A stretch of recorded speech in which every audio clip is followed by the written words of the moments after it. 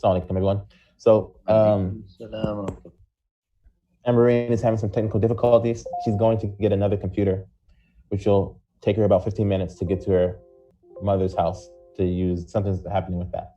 So, inshallah, let's do it. Bismillah. I'm about to press record once I get my phone ready.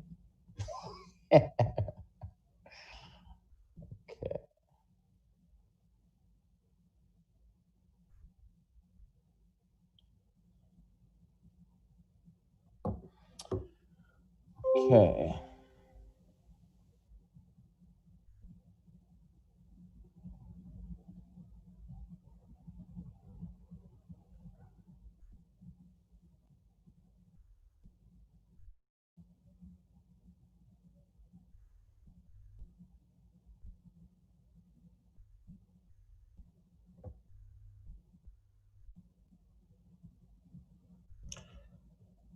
Assalamu alaikum, everyone.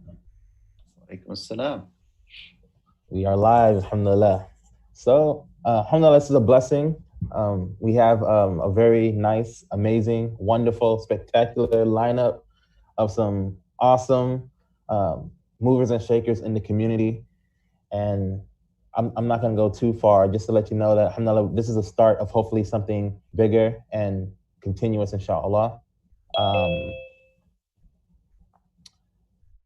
Mercy, Mercy Me, as some of you probably are familiar with the reference, is talking about the different things that are happening with the planet, ecology and stuff like that. And it's a song that was made by Marvin Gaye. You know, some of you might be familiar with, the the vocalist who apparently was very creative in his way of articulating the seriousness of taking care of the planet.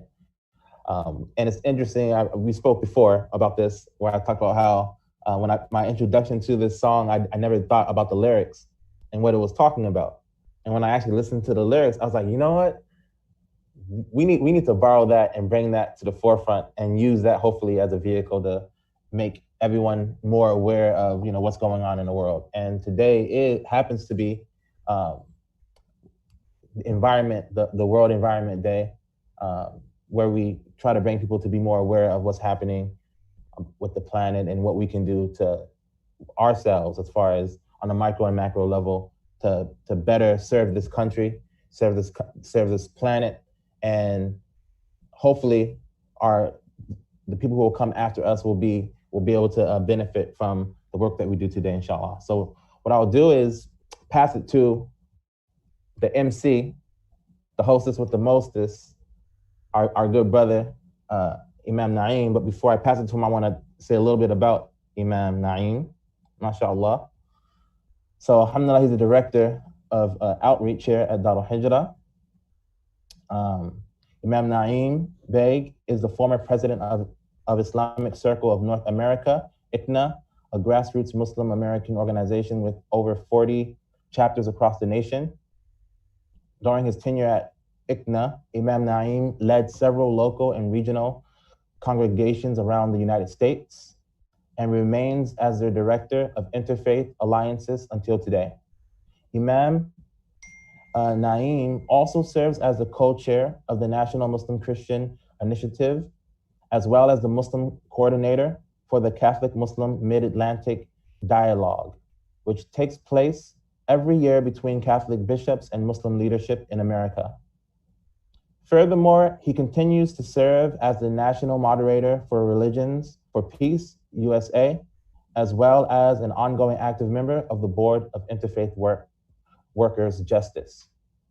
Without further ado, I would like to introduce our brother, your brother, hopefully everyone's brother, Imam Naeem.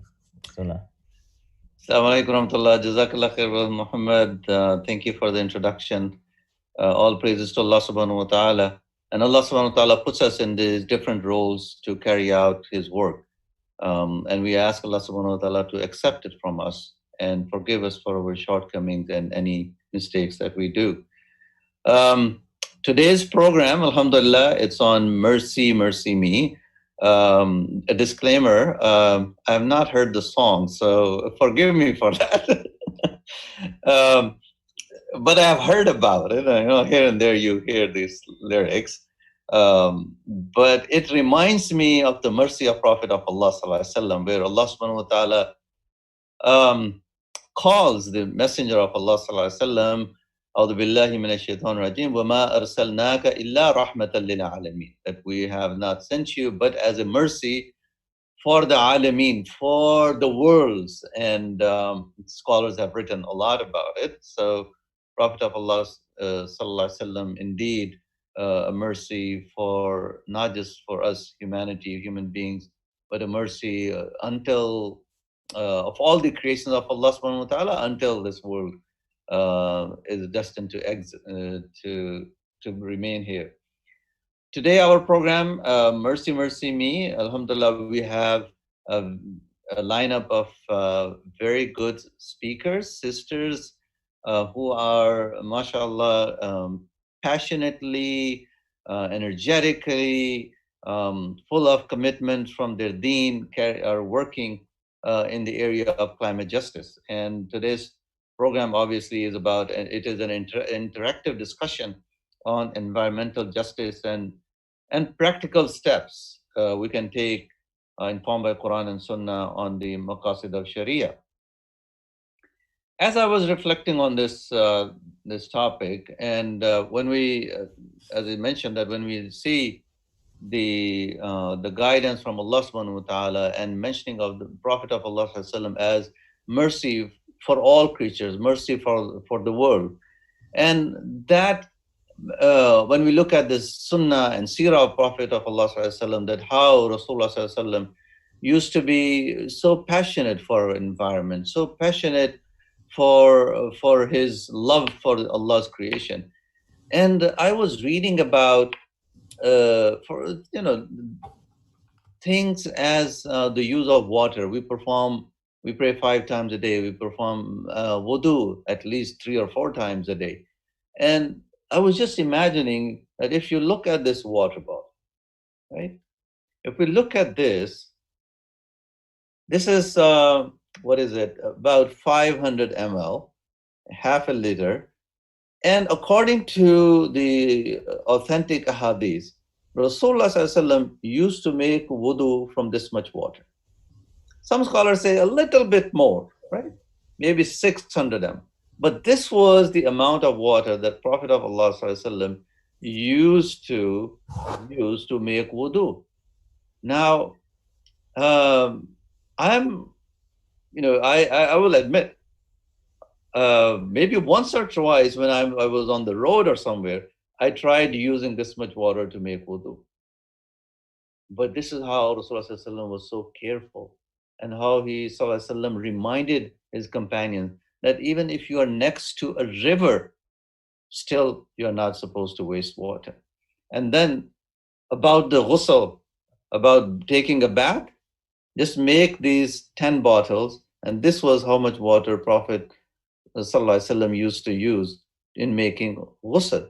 Now, and just think about how much water we waste when it comes to making wudu. Allah subhanahu wa ta'ala addresses us in the Quran. A'udhu billahi minash shaitanir rajim. Bismillahir rahmanir rahim. وَهُوَ الَّذِي جَعَلَكُمْ خَلَائِفَ فِي الْأَرْضِ وَرَفَعَ بَعْضَكُمْ فَوْقَ بَعْضٍ دَرَجَاتٍ لِيَبْلُوَكُمْ فِي مَا آتَاكُمْ إِنَّ رَبَّكَ سَرِيعُ الْعِقَابِ وَإِنَّهُ لَغَفُورٌ رَحِيمٌ. Now here in this ayah, Allah subhanahu wa ta'ala, it is from chapter number 6, ayah 165. Allah subhanahu wa ta'ala is saying that it is He who has made you His agents, made you His viceroys, made you His managers, His supervisors in this, and inheritors of the earth. He has raised you in ranks, some above others, that He may try you in the gifts He has given you. For your Lord is quick in punishment, yet He is indeed oft forgiving, most merciful. Allah subhanahu wa ta'ala has sent us as viceroys, as managers of this world that we live in whatever capacity, each and every one of us. A Prophet of Allah sallallahu alaihi wasallam, each and every one of you is a shepherd, and you will be asked about who you were assigned to take care of. Now, some people say, oh, well, what am I? I'm just, an individual, I'm this and that. but in whatever capacity, whatever potential that Allah subhanahu wa ta'ala has given us, we will be held responsible. The air that we breathe, the trees that we see, the beauty of Allah that is surrounding us, the water that comes down from the sky, the water that we drink, and our life depends on this water, and this water sustains life. And Allah subhanahu wa ta'ala in countless ayahs gives reference to that, how water comes down and how it gives life to the earth. And this is what, my brothers and sisters, we're talking about: life on this world, in this world, and most importantly, the issue of climate change, that how it is affecting life in this world, and how, as managers, as viceroys of Allah, as those who have been made responsible to take care of this world, what is our role? And inshallah, this is going to be our discussion today. This is what we're going to be listening from our expert sisters who we have today, inshallah. There are, I'm not going to go into some of the usage of water and the water wastage that happens.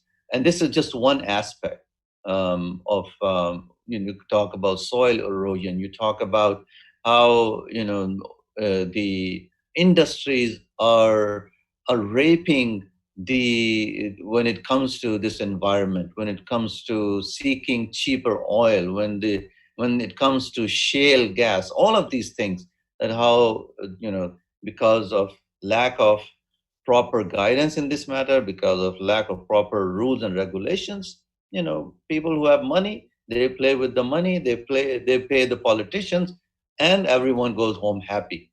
But not everyone, because people who suffer the most are people who depend upon these resources. And this whole world, you talk about this world and how people are struggling and suffering. Now, in our program today, mashallah, I'm going to quickly introduce our speakers. Today I have Sister Corey Majid. Sister Corey is a Green Faith Fellow based in the Washington, D.C. metro area. Since 2013, she has been using her Green Ramadan platform to encourage Muslims to eat mindfully. I love that, eating mindfully. We usually don't do, especially in Ramadan, and one of the most sacred months in the Islamic calendar. Now, these habits are based on Islamic teachings and principles. Obviously, we know how Rasulullah used to remind his companions and us as well, that these habits are based on Islamic teachings and principles that call humanity to give the environment and all of Allah's creation its rights. She currently serves as the chair of the Green Team at Masjid Muhammad, the nation's mosque in Washington, D.C., and she will be our first speaker. And I welcome Sister Corey Majid to today's program. Thank you. Welcome. Thank you. Bismillah ar-Rahman ar-Rahim. So one thing that I really love about Islam, one of the many things I love about Islam, is how intrinsically connected Islam is to our natural environment. So let's just take a look at the 5 pillars, for example, right? Shahada. So when we are truly aware and we're constantly witnessing the beautiful names of Allah with all of our senses through his signs in nature, that's the true Shahada, right? And then we have Salah. The sun tells us when to pray. Easy. And then we have Zakah. We have to give Zakah once a year. We can give it more, but we have to give our basic Zakah once a year, and that's based on the positions of the moon. And also our sacred months are our sacred months like Ramadan and the Al-Hijrah.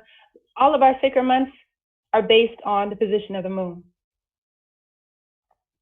So like Ramadan, when it's time to break our fast, we're looking at the sun. Where's the sun at? And also, during the Hajj, we're looking at the moon. When is Al-Hijrah going to start? When can we go visit the house of Allah? So we are constantly looking at the signs of Allah and nature in order to perform our deen. Alhamdulillah. So as Muslims, we have to make time for nature because Allah has given it to us as a sign, right? And that's the theme of World Environment Day. It's time for nature. And Muslims, yeah, we make time for nature. So as I start my presentation, I need to share my screen. Let's see, let's get this started.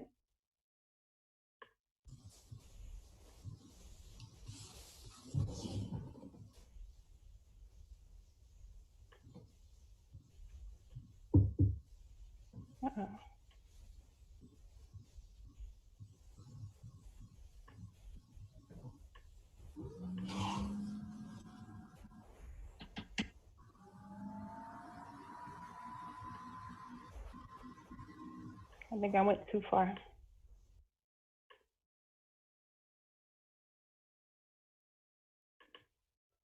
Okay. So can you see my screen now? Yes, we do. See the slides? Okay, good. Okay.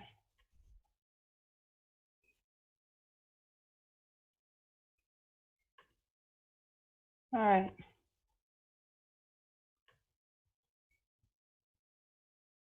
All right, so I'm going to dig into some of the principles of a green deen. And one of them is, the first one I'm going to talk about is Tawheed, the oneness of Allah and the oneness of Allah's creation. So, and that's so beautiful. We're all connected because we're all creation of Allah. And then we have ayah, the signs of Allah. We can look for signs of Allah everywhere in creation and in everyone and even in ourselves. So I'm gonna go through these quickly. There are some Quran on here that you can see, but I'm gonna go through these kind of quickly. Then we have fitrah. Allah has created everything in a natural state, and He's given everything a purpose and a function. Whew, alhamdulillah. And so the closer creation is to its fitrah, the closer it is to balance and harmony. And so speaking of balance, we got mizan. Allah has given everything an order and a purpose, and we have a responsibility to maintain this balance. And speaking of responsibility, we got Khalifa. Allah has given us I'm going into my next slide already. We are supposed to take care of the earth. It's a sacred duty given to us by Allah.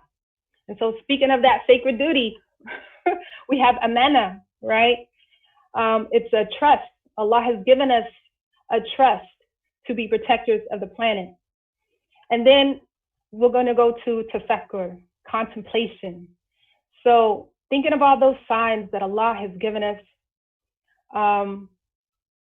Allah calls us over and over and over again in the Quran to reflect upon His signs. And so in the Quran, you'll see Allah talking about many, many, many signs. So we're going to just take a quick break and just think about not just the signs of the signs that Allah puts in the Quran, signs of nature that Allah puts in the Quran. Let's just talk about the chapters of the Quran that have to do with natural elements. So just think real quick, what chapters of the Quran are named after natural elements or things in nature? So what do we got? We have Al-Baqarah, Al-An'am, the cattle, Arad, the thunder, Al-Nahl, the bee, Al-Kahf, the cave, it's a natural element, An-Nur, the light, and so much more, all the way, to Al-Falaq, the daybreak. All of these are surahs named after natural elements. And it's as if Allah is trying to give us a sign. Hey, look at these signs. And we should see the signs and we should be like, Alhamdulillah, Subhanallah, Alhamdulillah. So once we see these signs and we recognize the majesty of Allah through His 99 names, we should be serving Allah through His creation. Whether that creation is people, whether it's planet, whether it's animals, it's our duty to serve Allah through His creation. And then we have justice. And I love the Islamic way of thinking about justice. Alhamdulillah. So instead of thinking about justice as opposite of injustice, I love that how the scholars say to think about justice as a middle way. So a middle way in between excess and deficiency. That's justice. And justice is a God-given right for all of Allah's creation, for people, for planet, for animals, for all of nature. Alhamdulillah. Alhamdulillah. All right. So are we being just? I want to introduce you to something called ecological footprint. So ecological footprint, it compares the amount of resources that we use from the land, from the seas, from the rivers, and you compare that to the rate that our ecosystem can regenerate those resources. So when human demand exceeds what our ecosystem can regenerate, we have something called an ecological offshoot. Our demand has exceeded what the earth can supply. So there's another way to think about it is something called overshoot day. So if everyone on earth lived like people in the United States, we will have used all of our resources for that year by the 14th of March. And yeah, that's pretty shameful. And I know Nana, I know you can see that Indonesia has like the best, the best overshoot day all the way in December, alhamdulillah. So let's get a little bit deeper. So we talked about the US, how our ecological footprint is pretty big. We're using 2 times the amount of renewable resources that can be regenerated in our borders. That's pretty bad. And let's dig down deeper. So the states with the largest per person ecological footprint, Virginia is number 1. It's not number 1 to be proud of, right? But it's interesting that in our area, Virginia, Maryland, Delaware, DC, we have the largest ecological footprint in the U.S. So I'm not going to get into how they do this calculation, but I can give the case study with all the what they use to make this decision. I can send that later. But it's clear that we're out of balance, and that we have to make a change. So as a Muslim, I see that reducing our impact on the environment as a spiritual challenge. I know that nature is out of balance, and as Khalifas, we have a responsibility to act. Our actions should reflect the principles of our faith. When we just talked about, Tawheed and Mizan, oneness and balance and khidmah and service, and we also talked about justice, our actions should reflect those principles. And we've got to put our faith into practice.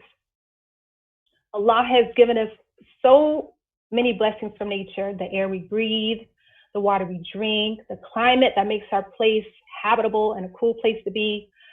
But because of our actions, nature's out of balance. And that unbalance is telling us that we have to take time to care for our planet. And because we are connected to our planet through the oneness of Allah's creation, through Tawheed, we don't want to return to the old normal. The old normal was a hot mess, and it's time for us to build back better. So as Muslims, we have to connect to our spirituality to our struggles. Allah has promised us that we're going to struggle.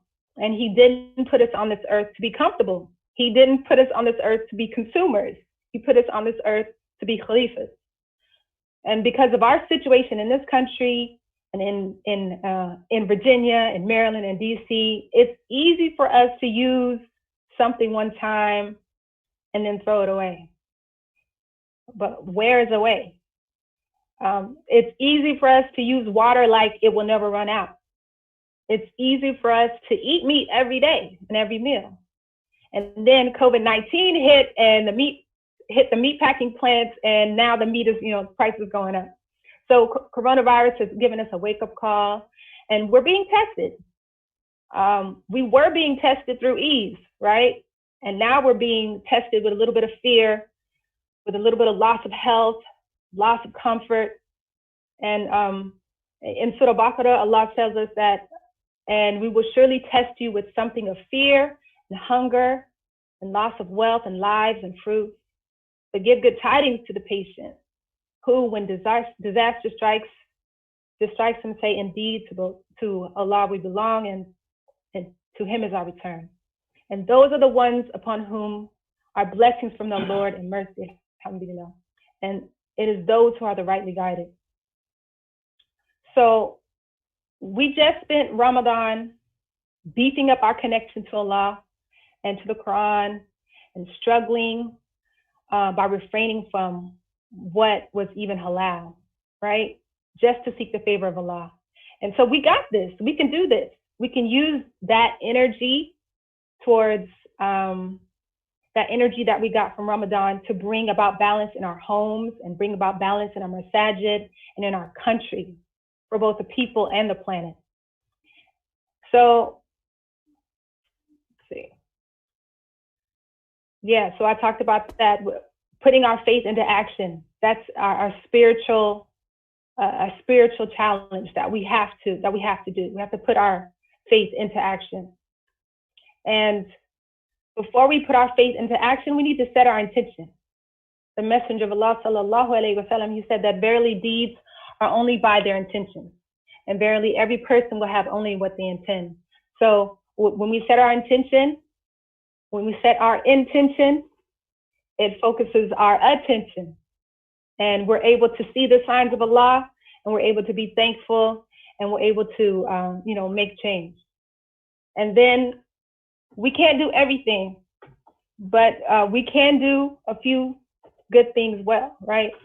So the Messenger of Allah, sallallahu alaihi wasallam, said that take up good deeds only as much as you are able, for the best deeds are those done regularly, even if they are few. So there are lots of ways that we can protect our planet, which happens to protect people too, alhamdulillah. And there's this meme that's circling around by Zero Waste Chef that says that we don't need a handful of people doing zero waste perfectly. We need millions of people doing it imperfectly. So just choose like one of the things that you want to do. And then next month do more. So I'm going to share a few things and just find something that suits you.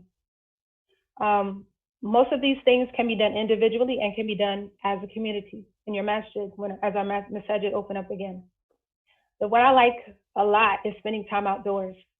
We spend time outdoors looking for signs of Allah, and even like praying outdoors.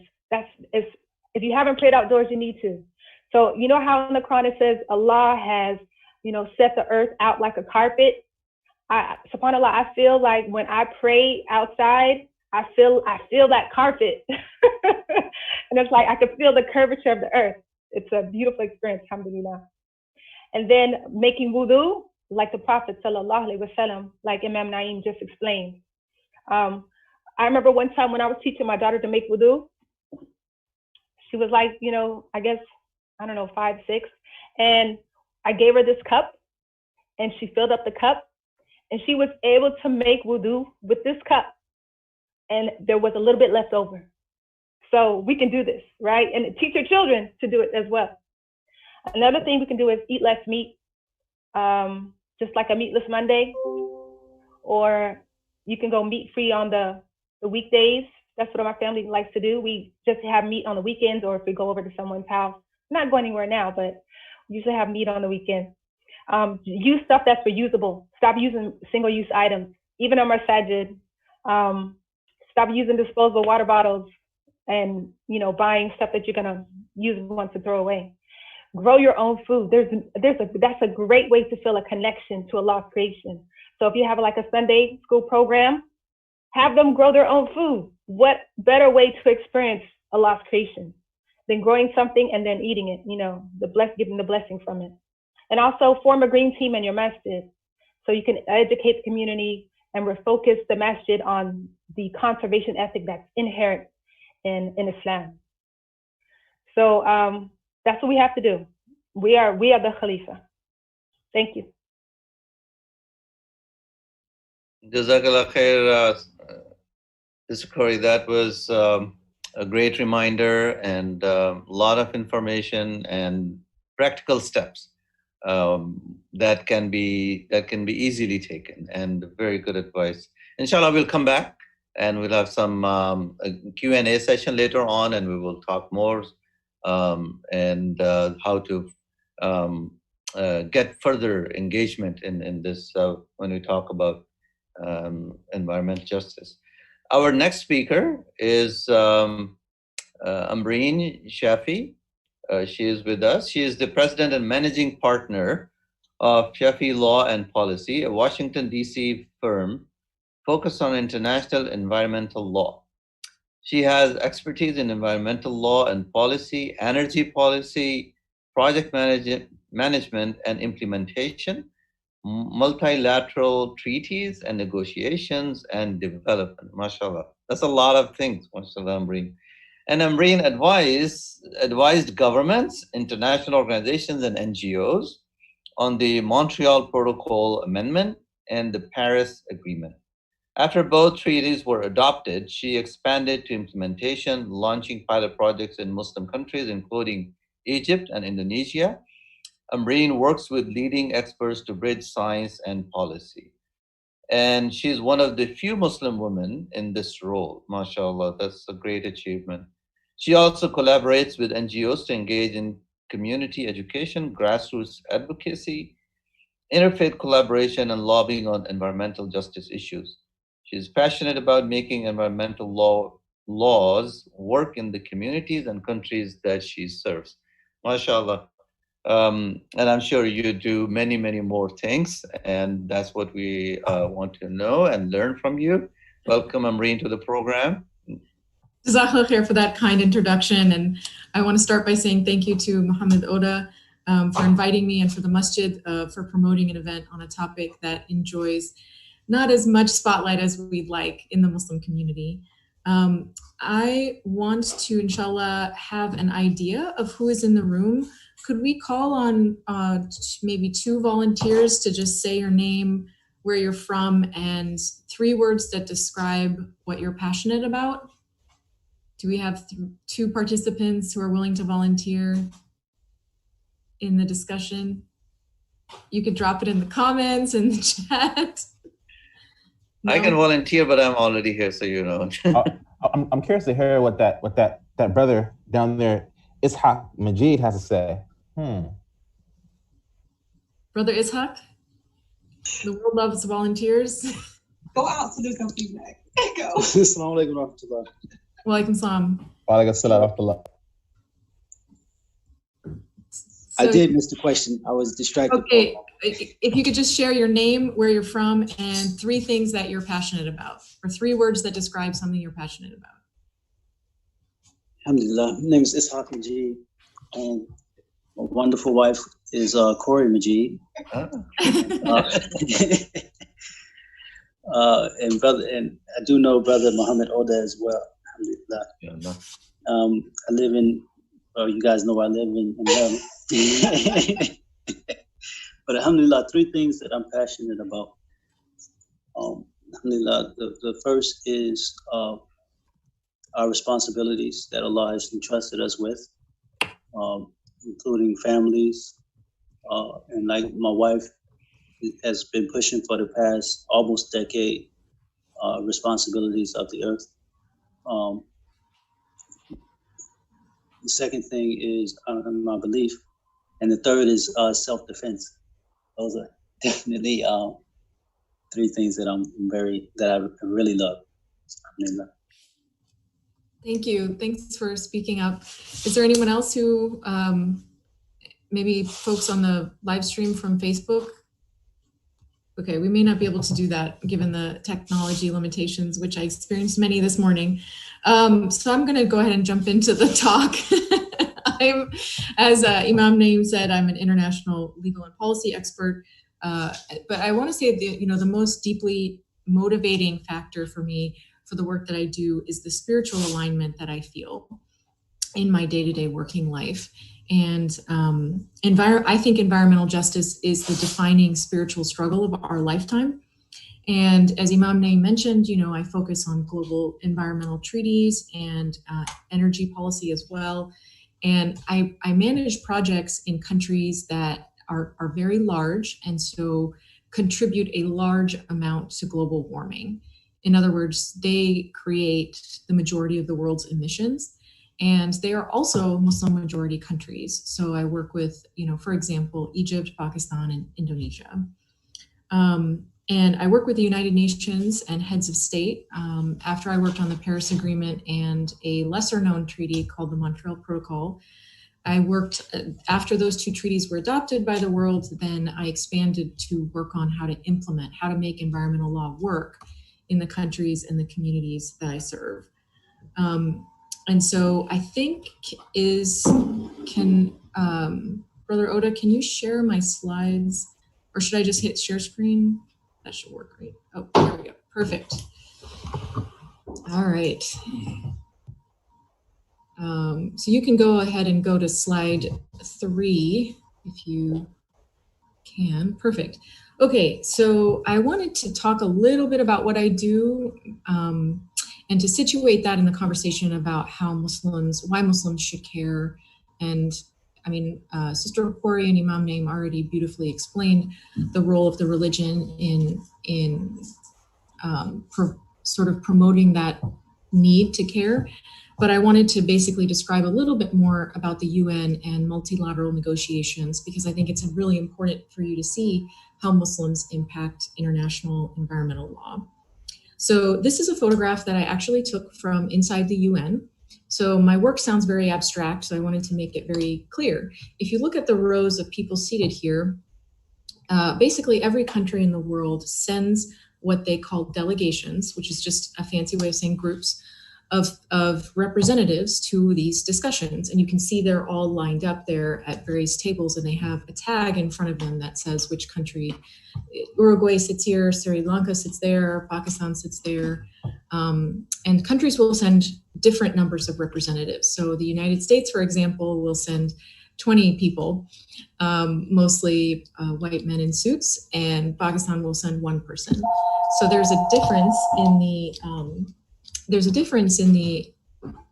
the amount of resources that every country has to bring when they're at the table. So it's not just being in the room and being at the table, it's also who is representing your country. So we can talk more about that in a minute. So if we could go to the next slide. One of the things that I wanted to talk about was the Muslim impact on global law and institutions, because I think it's important for us to see our level and our role at that global level, since this is World Environment Day. So going clockwise on these pictures, the first picture is of the UN building. I don't remember which country this is in. There are many UN buildings. This might be Thailand. And moving counterclockwise, you see a picture of a fountain that was donated by the government of Morocco to global institutions. Above the fountain is an inscription of Surah Al-Zalzala. Whosoever does an atom's weight of good will see it, and whosoever does an atom's weight of evil will see it. And that's sitting in the United Nations building in the headquarters in Vienna. And so the third picture is right below the fountain is a picture it's a sculpture called the Scholars Pavilion. It was donated by Iran in June 2009 to the international organizations to commemorate the Iranian contribution to science and to mankind. The four figures that appear in this sculpture are Ibn Sina, Biruni, Umar Khayyam, and Razi. So, and then the fourth picture is me, because I'm a Muslim and I have impact on these laws. And this is an event that I co-chaired, where I invited all of the UN to come hear us speak about something we wanted to educate them about. So I just wanted to share that with you so you feel like we are connected to everything that's happening in the world. We can go to the next slide.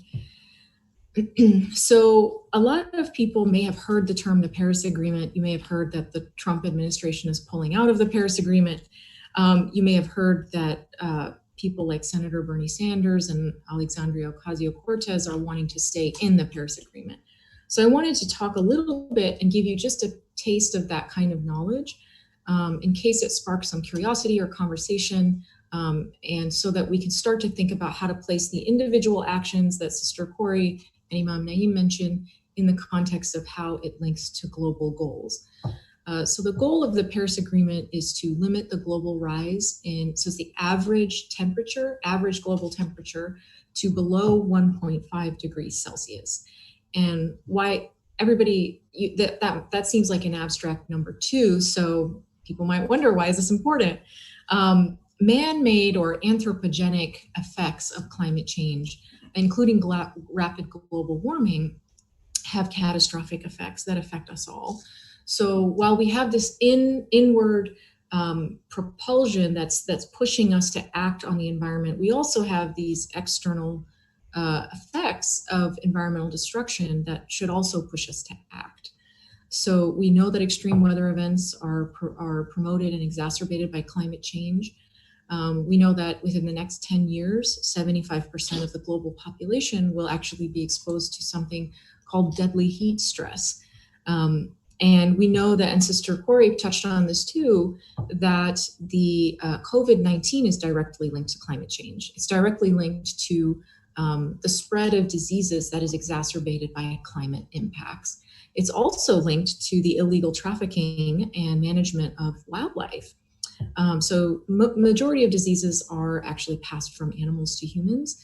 And when animals are illegally trafficked or consumed as food, they often spread diseases like SARS, diseases like COVID-19, which is exactly how COVID-19 started. So just to put this all in perspective, when Sister Corey talks about reducing your ecological footprint, if we don't take those actions, we are going to contribute to, right now, the world we're living in, we're on track to reach 4 degrees Celsius. So the Paris Agreement wants us to get below 1.5. So if let's say we save 1 degree Celsius of warming. If we do that, we are still on track to promote the extinction of 50% of all species across the world. It's a staggering loss of life, and our affirmation of life in Islam should cause us to cry out against that type of injustice. So the scenario we're living in right now, if we did nothing and changed nothing, we would be on track to extinguish 50% of species in the next 50 years. And so right now, sitting here today, we've lost about 20% of the world's species. So we want to think about kind of how we're connected to everything around us. Okay, we can go to the next slide. So I've talked about on a really big level, what's happening in the world. And I always try to include a slide like this because I think it's something that's important to talk about. Why should I care? Why should I care? What can I do as an individual? Does this really make an impact? Why should Muslims care? So I'm going to talk about the global and the local. So globally, the most vulnerable countries to climate change are Muslim countries. And I did mention earlier that they are big contributors to climate change, but that's not the result of their indigenous production. It's the result, most of the time, from the colonial impacts on those countries, the manufacturing facilities that have been set up, the uneven way in which they are required to develop, and so on. So Pakistan and Bangladesh, for example, are in the top 10 most vulnerable countries, according to the Global Climate Risk Index, which I have all the resources and sources for this, and I'll send the slides out, and Mohammed can share those with you as well. The least vulnerable country is Norway. And so it's not an accident when you look at inequity across the world and you talk about the issues that are happening with racial justice in the United States, because everything is about environmental resources. And I'll talk about that more in a minute. So I encourage you to read this article. It's called Climate Justice is Racial Justice is Gender Justice. So you can start to think about environmental justice in the context of the other struggles that Muslims rightfully are facing and are focusing on, so that we can see these struggles as interdependent and not feel like we are giving up something in order to take on a different cause.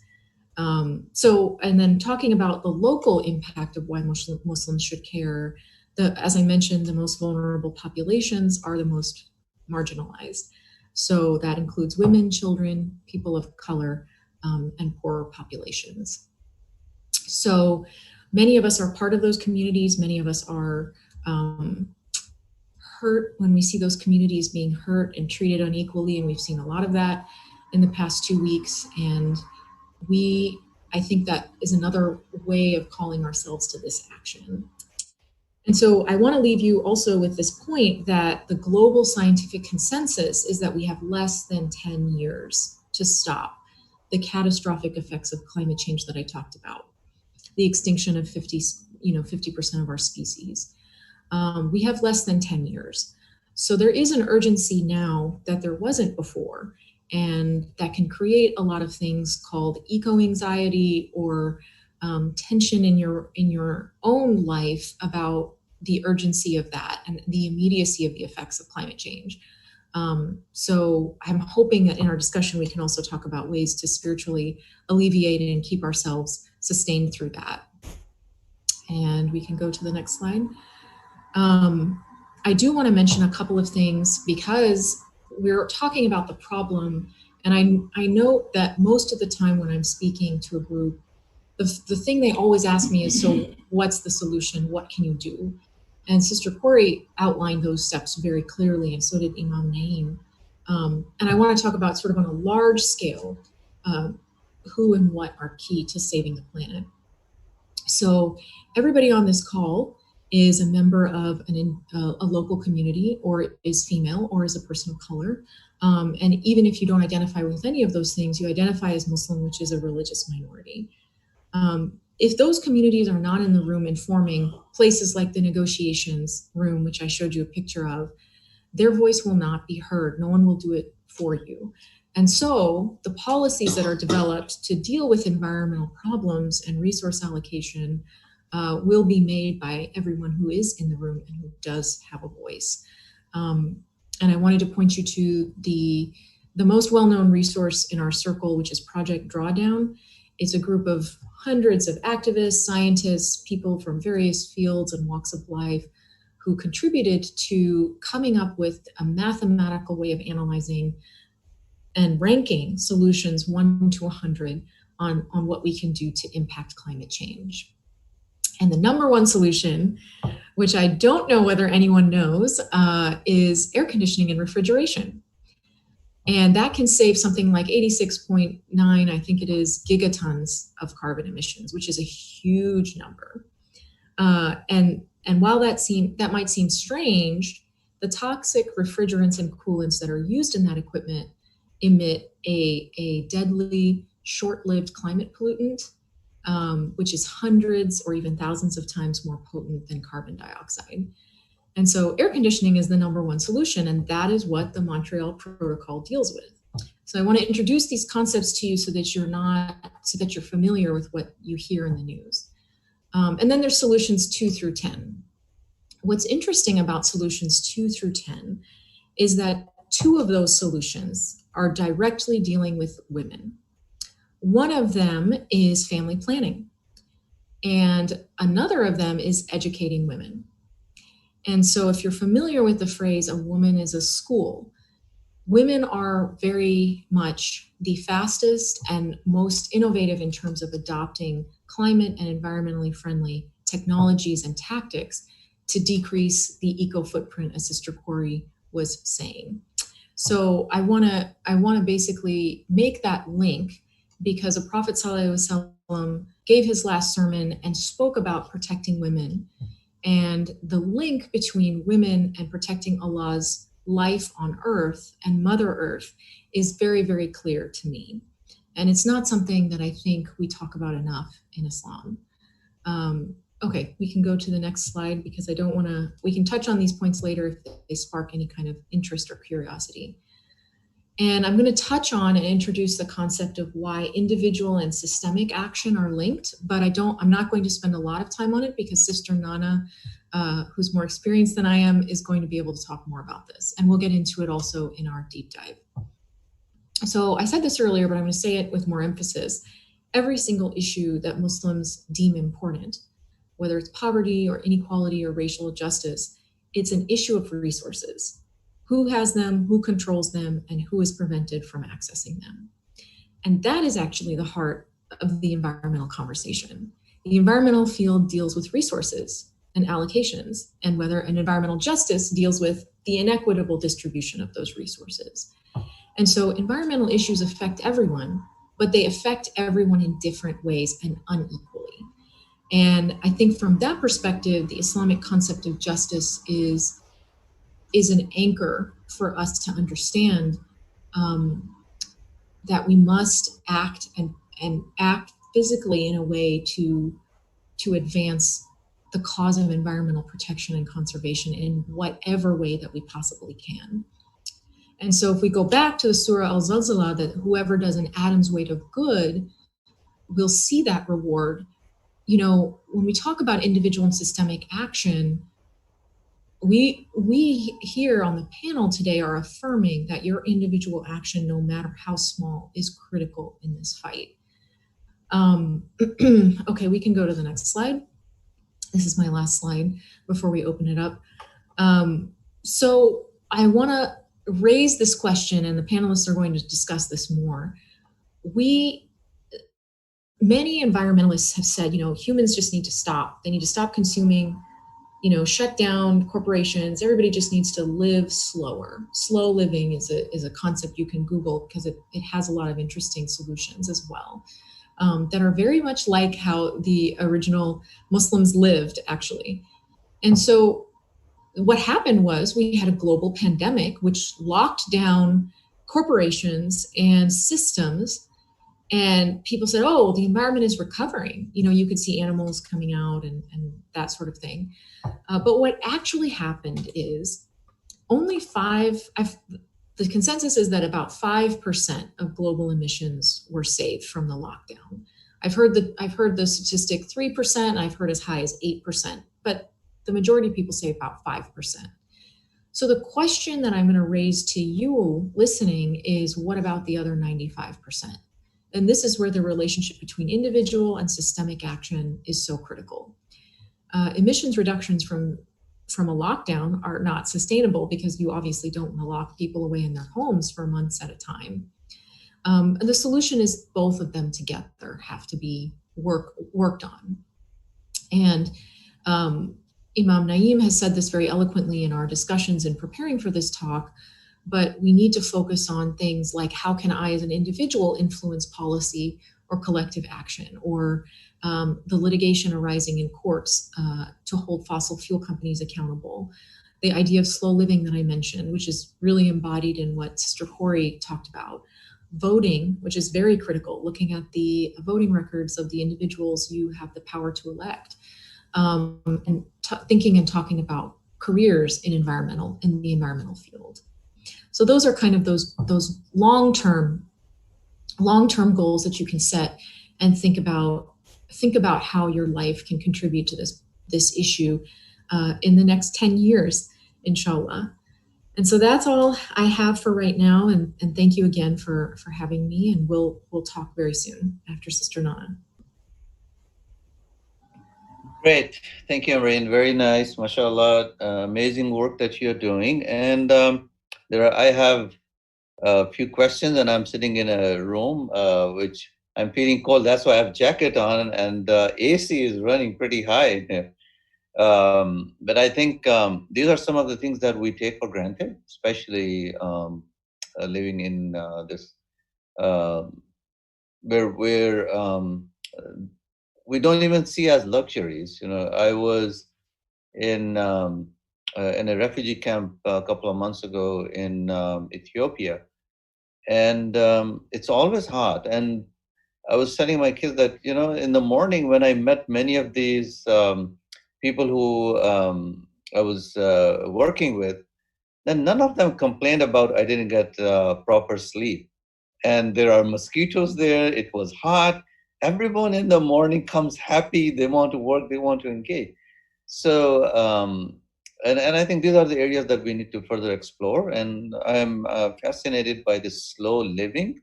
What do you mean by that? Are we driving slow, or are we walking slow, or what is that? So, inshallah, we'll come to that.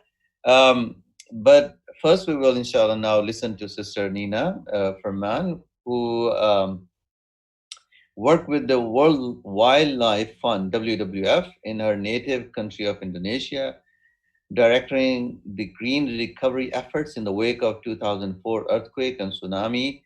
By the way, I went to Banda Aceh after that. And later developed a sustainable city initiative as part of urban climate change adaptation and mitigation. Upon moving to California in 2012, she has been involved in developing a community garden in San Diego and educating the American Muslim community to practice eco lifestyle, which then prompted her to become a member of the Green Mosque Committee for the Islamic Society of North America.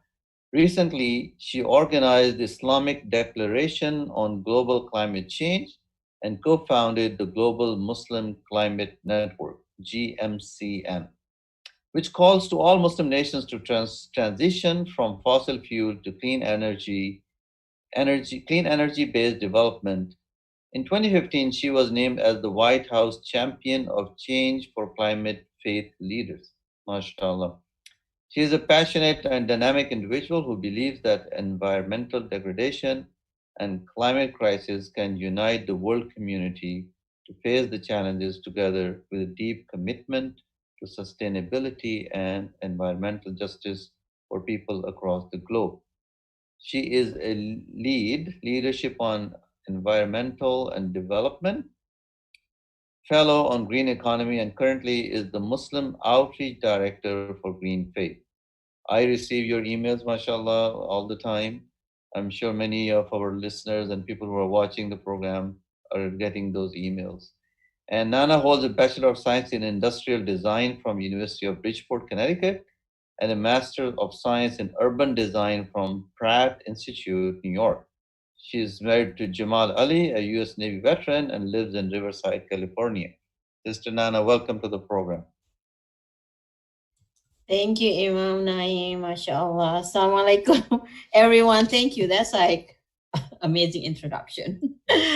So thank you for Sister Corey and Sister Amberine for sharing their knowledge to all of us. And this is such a beautiful gathering. Thank you, Brother Muhammad Oda, for hosting this because, like Amrin said, we hardly talk about environmental issues among the Muslim, like communities. And like Sister Corey, Sister Amrin, like me, like we know each other. Like it's kind of like the same people again and again together. It's not so many people like us. So let me try to share my screen. Okay. Yeah, so as mentioned, I was going to share what, continue from what Sister Corey talked about earlier and also Sister Ambrain. So I'm going to talk about from the perspective of faith-based organization, faith-based movement on trying to engage with this eco-justice.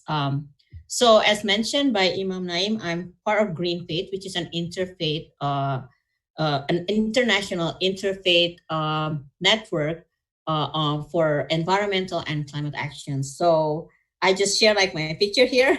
So I usually like do a lot of rally on environmental crisis or like climate crisis, but because of like usually I like also to like any other social justice issue, but because of COVID-19, I'm at home right now. So yeah, on the left side, I was in Rome in 2015 after the Pope Francis released the encyclical Laudato Si, which is calling for the Catholic and Christian and also the world on taking care of the planet.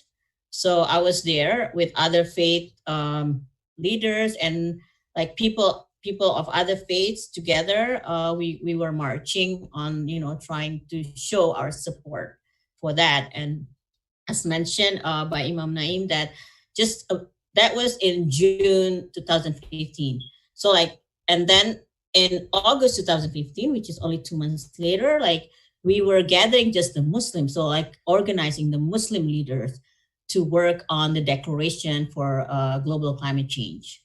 And then on the right side, this was the picture in Washington, D.C., 100 days after Donald Trump was in office, because like Sister Amri said, like he was he was going to put the U.S. out of the Paris Agreement. So we were like marching there, like protesting that, like to keep the U.S.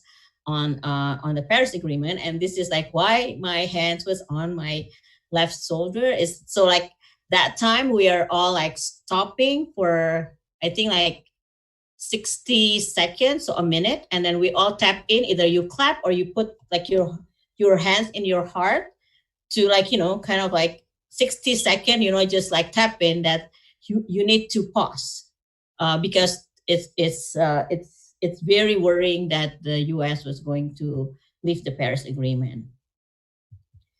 So as we heard our two sisters, we need to change ourselves, our community, as well as the society. But to change everything, it takes everyone. So we cannot do like, like three of us cannot do everything, because then, like every one of you who is listening or like listening to recording later on will need to take your part to make the change. So why we are focusing on the people of faith, because actually the power of people of faith is very, very powerful. Because when you see, it's like, how can we like address this environmental degradation and climate crisis, and what kind of power that we have to change the course in the history. But we have it actually, like, like in if you see in like in the history, there's so many reference that there's a lot of change that happened because of like people of faith, either like in this country with Dr. Martin Luther King, or in South Africa, and also like with Gandhi in India. So, but referring to that, then we also have challenges.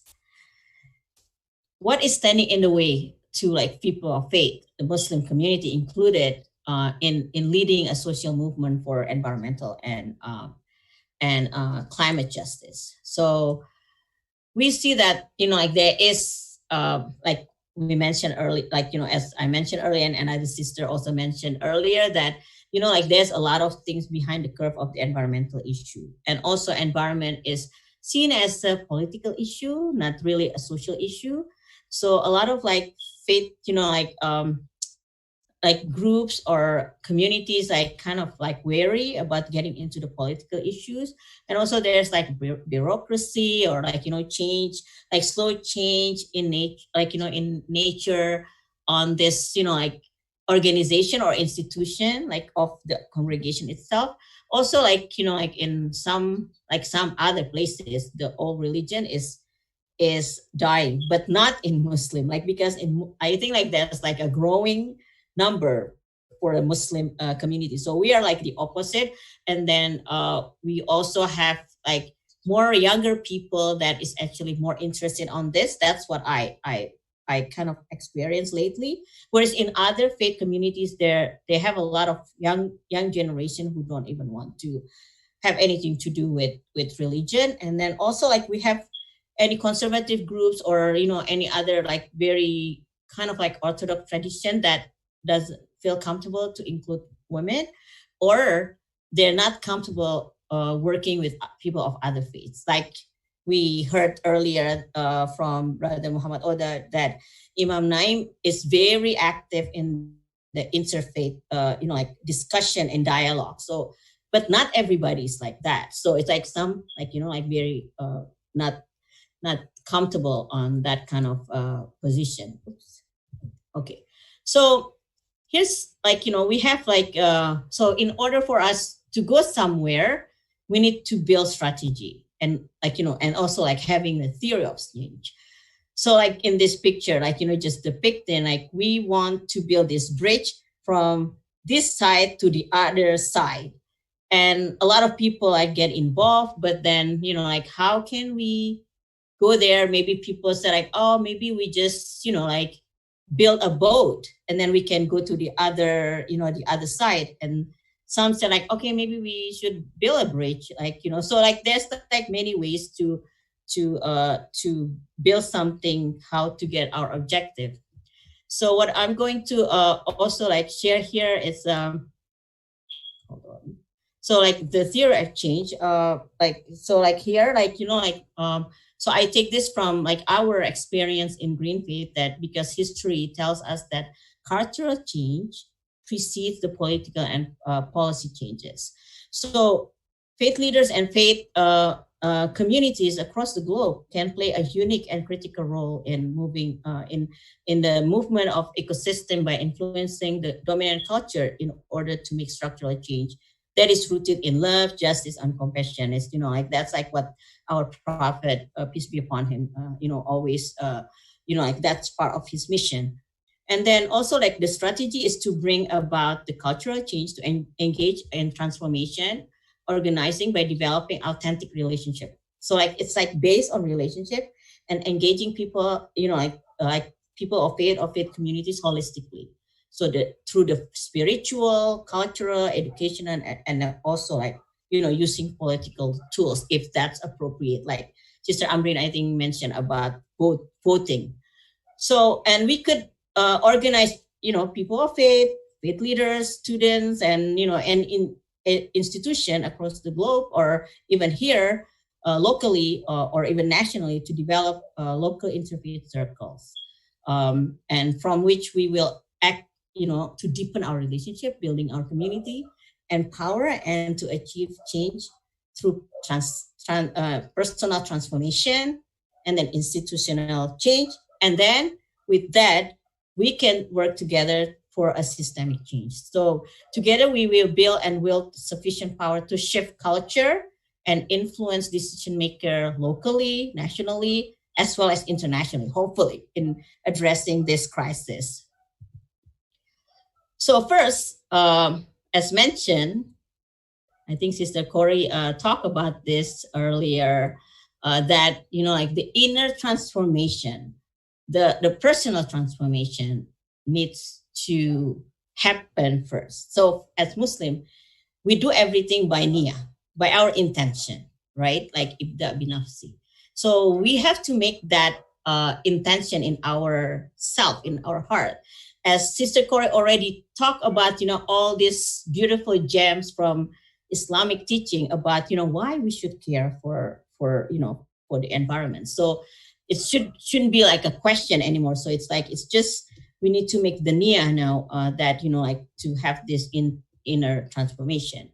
And also hopefully from that, we can work together within our institution to shift power and resources.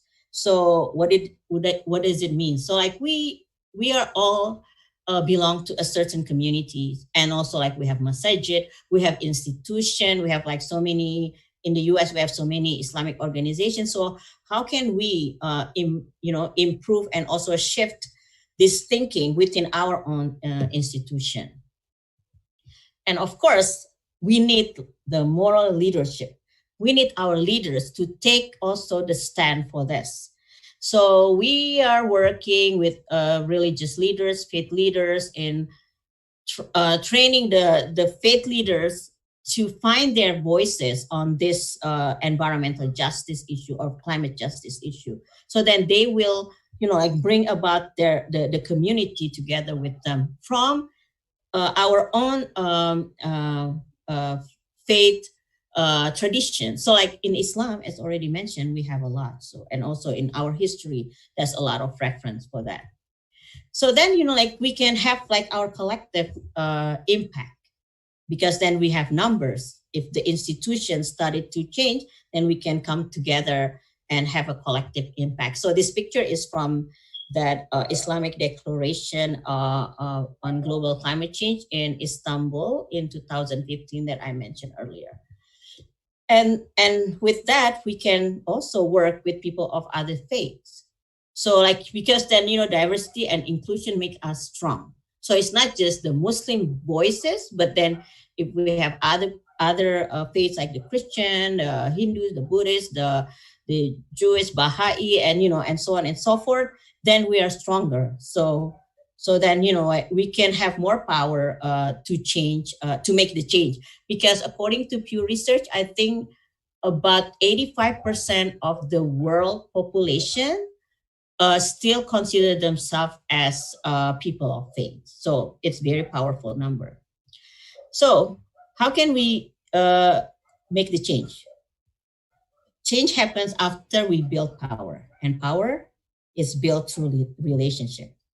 So like we use this definition of power, which is the capacity to create change in one's life and then the world in which they are part of. So like how do we see power? The ability to act, to influence, and also to make the change. So first, as I mentioned, like we have this 3 level, like how can we make the change? First, like the people power, organize people to have more power than individual. So once you have your intention, then you start to find other people who are the same as yourself. Like, I know Sister Corey, I know Sister Amrin, and other sister and brother who are have the same passion and me with me.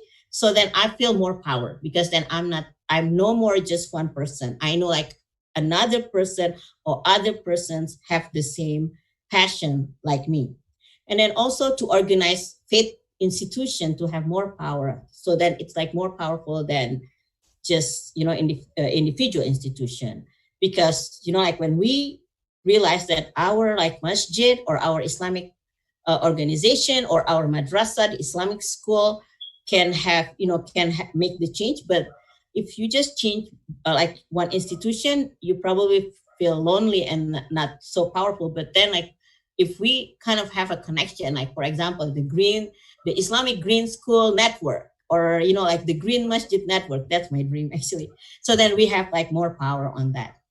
And with that, we hope that we will have economic power also, where we can organize the people, the institution, how to manage their wealth, their financial resources, so that we can make a proper change together. So with that, we have this organizing strategy that like we can start from building our base, like having like develop this relationship, and with that like we have, as I mentioned, like education and training. If we have like training for our religious leaders, as well as training that like for just common people, like for example, Sister Corey has done like this Green Ramadan campaign for some time. That's part of like training the community. How can they change their Ramadan to be more environmentally friendly? And that's part of the campaign. So it's not just that, but then and then you influence the other like other community also to make the change, and probably greening your masjid after you're greening your Ramadan. So and then it's growing, and like maybe greening our Hajj. How do Muslim like practice the Hajj right now? So then like so then we can go even expand more. So this is just like to show the connection that like if we have this transformation, personal transformation, and change our behavior, and then as well as like our institutional change, and hopefully from that we can have, more powerful, like connection to each other, that we can have systemic change. But then we also need like a leader, and the member, meaning like those who are passionate to make this change. So like the activist kind, to actually make this happen. And I think like everybody is an activist if you're Muslim. So with Green Faith, we're starting to exercise this theory of change. So we work with individual how to make the change by like a campaign, we call it like Living the Change, where they see like how they actually like how do we actually like do our day-to-day living, like Sister Corey said, like about like eating meat every day. Do we eat meat every day? Is it really necessary? Like, do we see like how, if there's any impact in the world? So that's kind of thing, like, just like something small thing, like when we make wudu, like Imam Naim said, how can we be conscious of the water that we use? And then like from individual, we can have this, like, influencing our institutional, creating the circles, because you have a group of individuals that is care about that. That's the same thing like Sister Corey mentioned about green team. My dream is every masjid have a green team. It doesn't matter if it's like 3 people, 5 people, or you have 15 people. It doesn't matter, as long as you have a green team. So you have this little group that is going to, remind everybody, hey, we have to be green. We are a Muslim.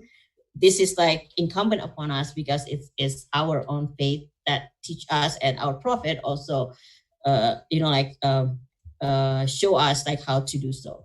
So, and with this, we also work with people from different parts of the world. Right now, we're just starting to build all these circles on different parts of the world, and we're trying to connect them so they feel like more power, because then, like, for example, somebody in India doesn't feel like, oh, we are only a small circle that we cannot make the change, but then they actually find out somebody like, some other circle or 2-3 circles in Brazil or in Indonesia or in Canada, then they feel like powerful, and they even can share like the issues, like if they have issue of energy issues or water issue, food issues, or waste issues. So like there's a lot of like things that we can engage to each other, and it's based all on relationship to one another. And once we are on this journey, it's not going to be smooth like everything else in life. Like Sister Ambrin just like share with us, how difficult it is like to have this international agreement. It's like taking years and years and years. That's why like Paris Agreement, I think like the negotiation happened almost, I think like between 15 to 20 years. That's why if you leave the negotiation after all those years, that's almost kind of like, I don't know, like what's the nice word to say that, but it's like, it's very, like didn't give any respect to all the efforts that has been done, like all these years. And Sister Corey said that, it's that we're not here to, not here in this world to just like, sit back and relax, but this is a struggle. So, like this is just like how, like, picturing like that, this is our struggle, like maybe it's not, like not exactly like, because it's like a winding road, like, but like right now we are living in the injustice, even like climate and environmental injustice, which is like related to other injustices that Sister Ambrin already mentioned about that. So we will work, through this journey with, building our, like building power to the circles, or like our green team together, and like be it like in, like, from our individual, then like with institutional, and then we are going through like, all this winding road. And, like, of course, from time to time, we have to stop and reflect and probably change our strategy. but then, like at the end, we are, like this is like our aiming, we will reach the justice. And that is like, when we change systemically everything. So with that, I hope I'm giving like, my fair share. And I would like to close, like even with all those, like struggle and difficulties, just remember this is my favorite ayah from Surah Al-Furqan about walking gently on earth. Just remember that we, like to always walk gently on earth. Thank you. Thank you very much. Thank you, Sister Jazakallah khair.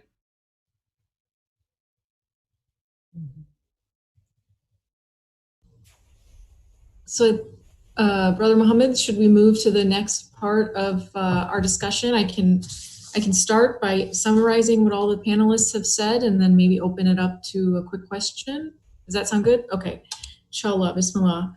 So just to briefly recap, and I apologize if I miss any of the important points, but Imam Naeem thoughtfully opened up our discussion to bringing it down to the smallest detail of something we do 5 times a day, how much water we use during wudu. Such a profound concept that if we tried to use as little as the Prophet ﷺ did, that we would have to reimagine how we do wudu.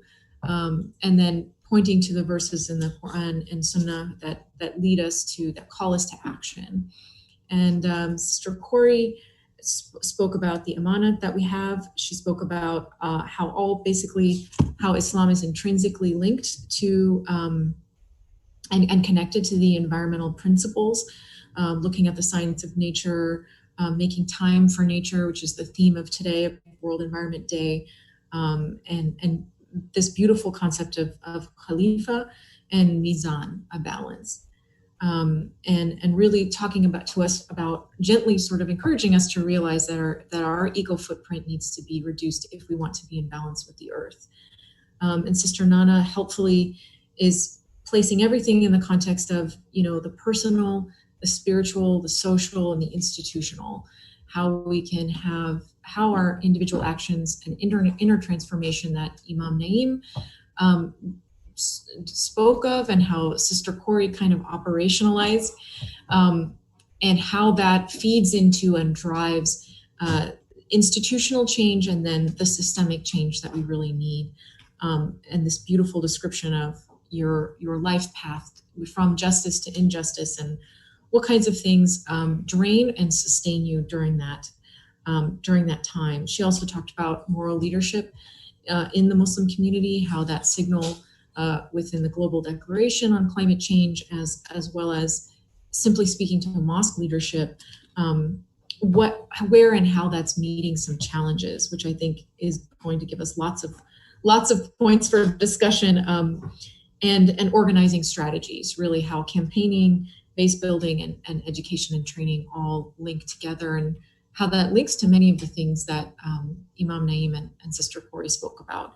And then I'll end with what I spoke about, which is international institutions and environmental law, and how the Paris Agreement and the Montreal Protocol are describing a problem in the world. And I posed a few solutions, including slow living and individual action like voting, as well as pursuing an environmental career, might allow you to see yourself on those stages as well, and as Muslims having an impact and having a role, and a valuable one that is many times missing from the conversation.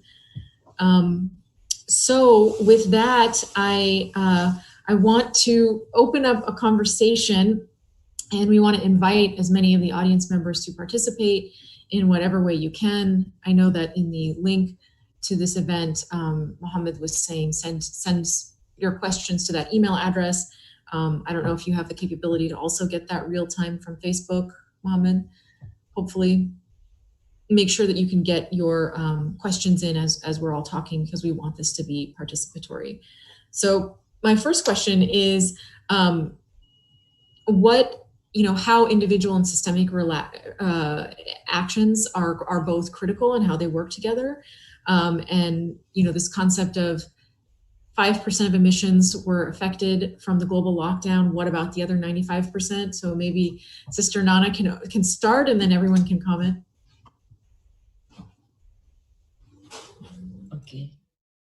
Yeah, so I was actually surprised when Sister Amrin shared that. It's like, oh, so actually only 5%? I thought it's like more than that. I guess like because I saw all those pictures that is being posted, you know, like on social media, that suddenly like in Delhi, they can see the Himalaya. And in where I'm from in Jakarta, there's like so polluted that you cannot even see the mountain, which is like, I think like about an hour away from Jakarta. But because of COVID-19, suddenly like people can see it. The last time I saw that from Jakarta was when I was in 4th or 5th grade. So it's like long time ago. Like, so it was amazing. And then, you know, we saw like the picture, I think in Venice, like all the dolphins come back. So yeah, so then, you know, but actually even COVID-19 lockdown, it's only 5%, not, you know, like not that, you know, like it's not that significant. So there is, you know, like there is, I think like we need to step up our ambitions, be it like, you know, like in individual, like through individual, but also like community, and also like, you know, like we can go through voting, like, you know, like in terms of nations, because it's very important like to have this ambition that, as Sister Amber already mentioned, that we need to have 1.5 degree Celsius in terms of like, you know, like our limit for global warming. But then right now we are heading towards 4 degrees. So what are we going to do? And then Sister Corey like was talking about the global overshoot day. So we are actually in debt to the earth, right?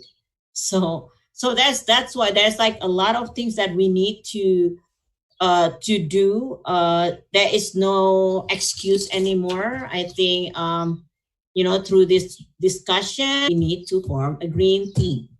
And if you have any questions, Sister Corey will help you. What is the best to form a green team? And also for and then like that's how we start. You know, that's a start. And I think like we have a lot of young people like joining this call, right? I mean, like that's my assumption. So like Sister Amrin mentioned about the environmental career. I really like, you know, I really encourage like all young Muslim that I know, like, you know, kind of like giving advice to them to please like go to the, you know, like consider the environmental career. You can go like, if you're towards law, like you can be like Sister Amrin, like, you know, the environmental lawyer, and all in any other things, like, you know, like the green technologies. That's a lot of like, you know, potential in the future. So I would like to encourage that. That's like a way for us to like kind of like curb this, you know, like this, you know, like this overshoot or like, you know, like warming, even though it's not going to be perfect, but at least we can reduce a little bit. And because, you know, like if you're into politics, then please, you know, like consider this like environment on your decision maker. I just want to like highlight what Sister Amrin said about 50% of the global species is going to be extinct in less than 10 years if we keep doing like what we do today. So I always have these things in my thought. You know, like the Arabic word of ayat means the verse, right, in the Quran. But ayat also the signs of Allah in nature. That means like all the species, all like, you know, everything in nature is the ayat of Allah. So imagine if I were to say like I'm going to erase one ayat from the Holy Quran, what would be the response of the Muslim around the globe? I'm sure like all this, the rage, you know, like respond, right? Like, you know, like how dare you change, like, you know, like erase one ayah. But how come we don't have the same rage? You know, like hearing Sister Amrin saying 50% of the species in the world will be extinct in less than 10 years. That's like how many ayat of Allah that is going to be disappear from across the globe. So I want to lift my thought with that. Breen, can I ask you a question? Yes, please. So one of your slide was climate change. Climate justice is racial justice, is gender justice. I was very moved by that statement, and I want to hear more about it. Yes, well, thank you for raising that, because obviously we're in we're in a confrontation really right now about racial justice in the United States, and many other countries have joined in and actually spoken about the lack of racial justice in the United States. And I mean, Germany and all these other countries are saying that. So I think it's an appropriate thing to talk about today. So when you look at the climate change impacts, or the impacts of environmental destruction, for example, when you look at where landfills are built in communities, just walk outside, you're not going to smell the garbage. But if you go south of the river, I'm situating this in Washington, D.C., because that's really where most of us are.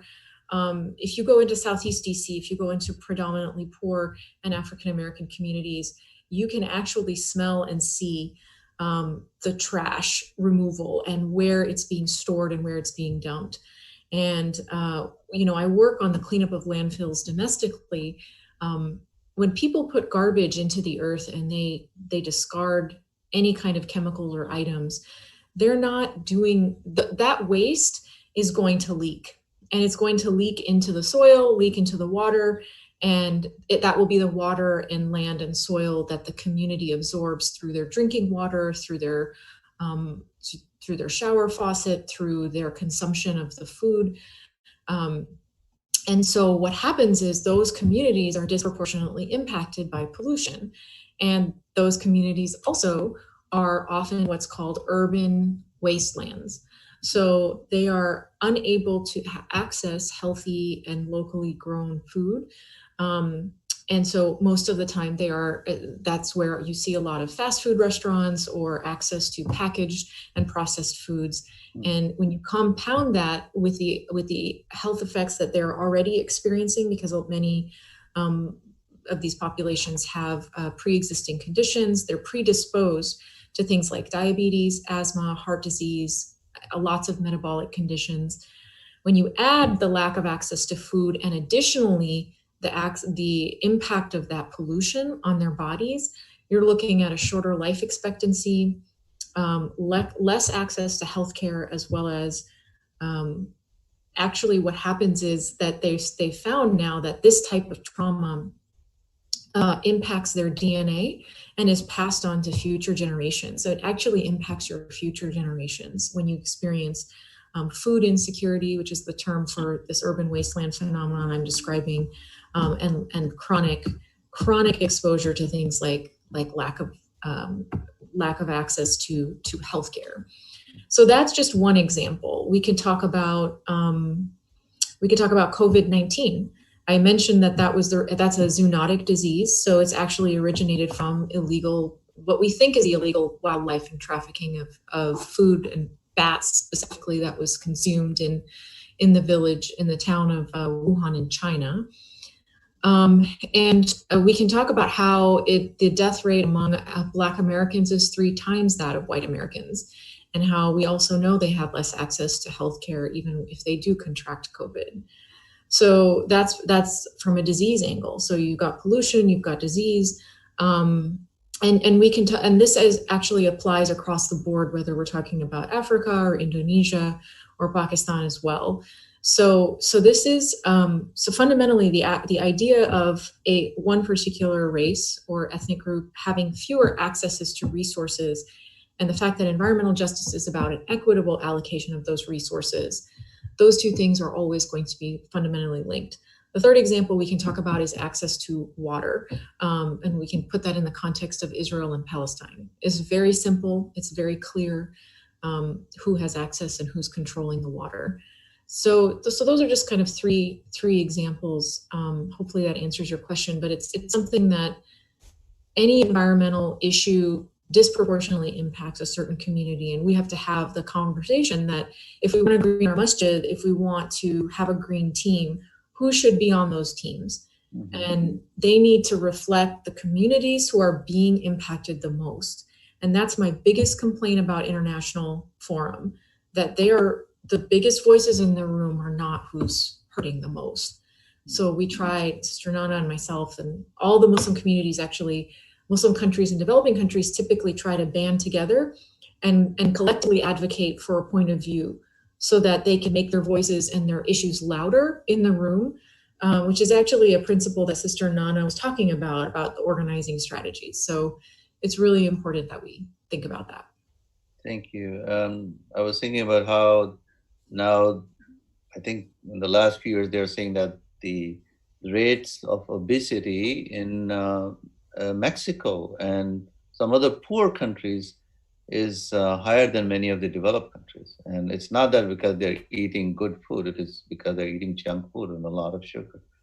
Well, and the food that they're eating that's packaged is made by a lot of American companies.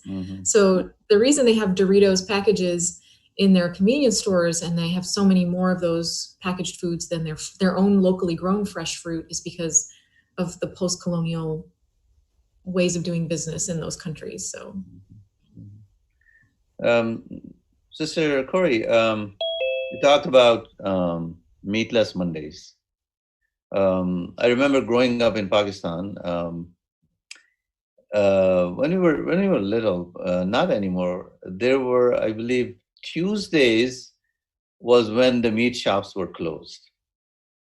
So we were forced to eat dal chawal, lentil and rice. But I love dal chawal. If you haven't tried it, I would encourage you to try. But how do you encourage meatless days in a family, especially when there's so much processed food, processed meat available? So how, as an activist, as a mother, how do you help your children grow into maybe try other foods? Okay, so I'm a mom, so that's my job. The best thing that a man can do for his family is to choose a good wife, right? And so that good wife, she's gonna know, that educated wife is gonna know what's healthy for her family, what's healthy for her children. Yeah, well, okay, I give you that. But that educated wife is gonna know what's healthy for her children, what's healthy for her, what's healthy for our planet too, right?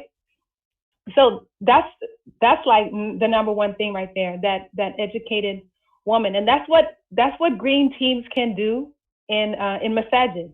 And a lot of times it seems in the green circles, it seems like women are the majority, alhamdulillah.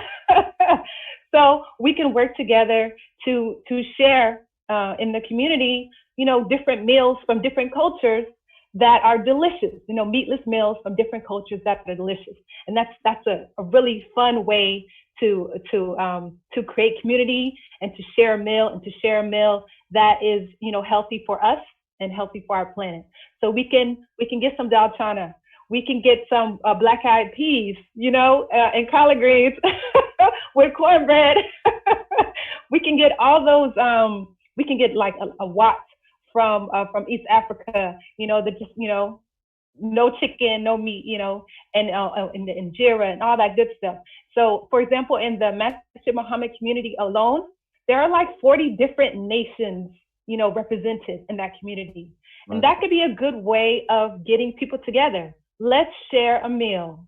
I mean, there's, during Ramadan, that's like what Ramadan is all about community and sharing meals together, right? So let's share a meal. Let's share a meal that's healthy for us. Let's share a meal that's healthy for our planet. And then let's cook these meals in our household. And that's another way of, getting to know the nations and tribes, right?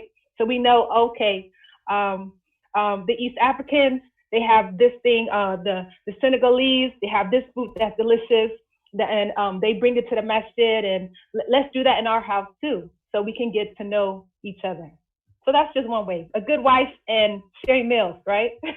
You know, I was thinking that, subhanAllah, we missed our masajid. We were not able to come during Ramadan. But the good thing that I felt was that probably we saved 100,000 of these bottles just in Al-Hijrah. I can tell you that.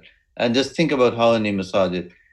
And so, Ambreen, maybe you or Sister Nana, are there some practical steps that masajid can take and adopt in cutting down on use of these plastic bottles? I'm going to let Sister Nana take that one because she's worked a lot with the one-on-ones. Yeah, thank you. Yeah, so like with the bottles, so I like, you know, in the beginning when I started like, you know, this kind of like encouragement, usually like a month or 2 months before Ramadan, because I think like, you know, Corey probably agree with me on that. Ramadan is the time for Muslim to make the change. And the best time because everybody wants to do something good, right? So it's easy to encourage people for Ramadan. So that's like our pathways. So like I started like I usually like, you know, I talk to the masajid, like talk to the imam, and then like, you know, ask the imam if I can give a talk to the community to explain, just like have a little you know, presentation or like conversation and explain what is the consequences of this you know, like plastic bottle, like where do they go, you know, after, like, even if it's being recycled, what does it take to recycle something?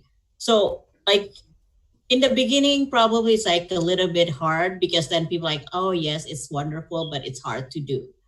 But like, you know, like as Muslim, we have to struggle, right? So we have to do it again, and again. Finally, my experience with the Islamic Center of San Diego, alhamdulillah, for Imam Toha Hassan, he always listened to me because maybe like, you know, I bombarded him all the time with this, you know, being green as Muslim. So he said, yes, this is such a wonderful idea. And then, you know, like talk to the board, and the board agreed to change they have a fountain, the water fountain, the regular one. They change it to the one that you can fill it with water, like the one in the airport, I think, like mostly now. So then encouraging, like, you know, the community to bring your own bottle. In the beginning, it's hard, you know, like because people are not used to it. But then, you know, that's why we need the green team. The green team is going to be not the police, but the reminder. You know, like we have all like now like using, you know, our smartphone. You can like maybe you have a group, like your masjid group, either like through WhatsApp or through Facebook or whatever. Like that's the reminder. Like before Juma, like Thursday, probably you announce, oh, tomorrow is Juma. If you come, please bring your water bottle because we're not going to give you your you know, like plastic bottle. And like in Ramadan, you can do that every day as a reminder, like maybe in middays, you know, during Duhur or Asar before people come to the masjid for iftar. So it's a reminder. But after a while, people are so used to it, then you don't have the reminder anymore. So that's the thing. I think like the steps, like, you know, like I said, also like if needed, I can do the presentation to the board. That's like also like, you know, could be like, you know. But I think like the most important thing, like we need to have an ally imam, like Imam Naim, for example. So we need to identify who's the imam that's going to be our ally. As you know, like for me, like as an environmental activist, I need to find my ally imams that I can work with them, or like the ustada or the ustad, you know, like, so then, you know, they can emphasize my voice also. Can I actually ask Imam Naim a question about that? Sure. Because when Sister Nana was talking about how the barriers for Islams and the challenges for Muslims, you said something about how there are many barriers, and one of them is some imams or masjids don't want to work with women or interfaith context, but Imam Naim is a really standout example. So Imam Naim, what is it that reduced that barrier for you, and how can we speak to you members of your peer group to kind of draw them in where they might resist, or they may not just sort of see this as an immediate urgent issue? Right. It's the cost issue.